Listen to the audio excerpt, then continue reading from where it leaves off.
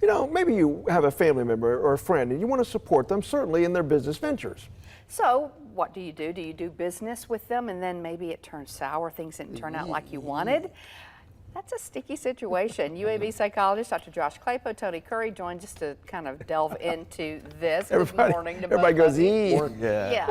So we were talking about, just to set the stage, it's kind of like, I wouldn't want to sell a car to a friend or someone I know, a used car, because the minute I did, something would go wrong. And they would think you knew about it ahead of time, right? Exactly, and you didn't. So what do you say? Is there a psychology to that? Actually, we sold our used car to our neighbor across the street. Yeah. And even though I disclosed more than everything every day after we saw, I was watching just to make sure. Right, I understand. I think, so Tony and I have done business together. We've done business together for a long time, and it's worked great. I've also worked with lots of family-owned businesses where it goes absolutely sour, in part because you can't remove the friendship family piece. They'll tell you, when it's at work, you need to act like it's at work. You can't remove that piece. And what ends up happening is it creeps in, and if it's not addressed early on, then it's never going to get addressed. Exactly. You've got to be really good at compartmentalizing, and I think it's important that you don't do business with people you're already friends with, but it's okay to do business with people you're not friends with yet. Yeah. So once you can start become doing friends with them. Yeah, well, I mean, that's what business is, right? Sure. It's relationships. Selling, right? Yeah. It's relationship selling, right? That's what you do. You get to know that, and I think that sets a parameter, it sets a guideline, a boundary to where you're at because the business came first.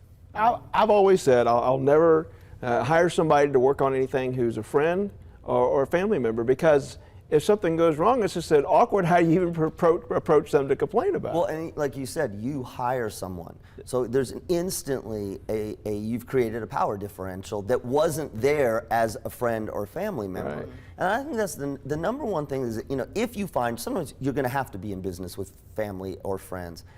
The number one thing that you have to be able to do is talk, communicate, and speak your frustrations. I'm not good at that. Yeah, no, I know. And a lot of people aren't. But I can tell you, it is the way that you can make it work. And what most people do who get in trouble is they keep avoiding it until the resentment builds up.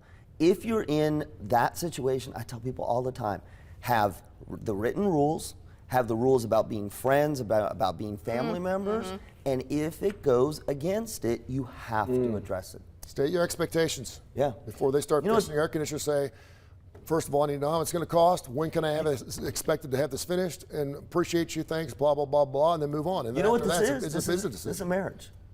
This is a marriage. So think about it. In a marriage, there is the friend intimacy part, and there's all the logistics. Yeah. And that's But if somebody at church or somebody says, hey, he can do it a lot cheaper than that company can, Don't. you are tempted. Yeah.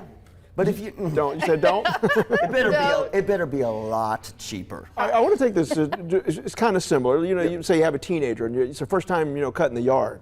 You're OCD like me, and you say, I want it done a certain way, but they don't do it the certain way. How do you tell them? Your teenager or somebody else's teenager? Well, anybody's teenager, and you want it done a certain way, but they're not mowing it a certain way. Let it go, Mike. No. Let it go, Mike.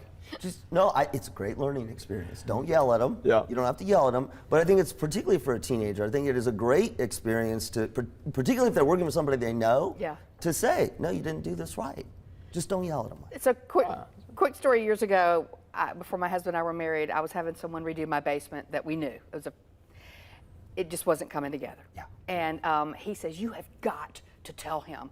So I just kindly tried to say something, and I said, well, no, you tell him. So big man goes downstairs, and I hear him going, hey, man. He couldn't do it either, so we're terrible together. The wife has got a problem with what's going on. Yes. Yeah, exactly. Well, you probably have a lot of people that ask you for favors to do business with you because you have your own morning show. Do you ever have someone come up and say, hey, Mike, man, good to see you at church this week. By the way, I got my Boy Scouts getting together. I was wondering if I get get me some on airtime. TV. Do you help them out?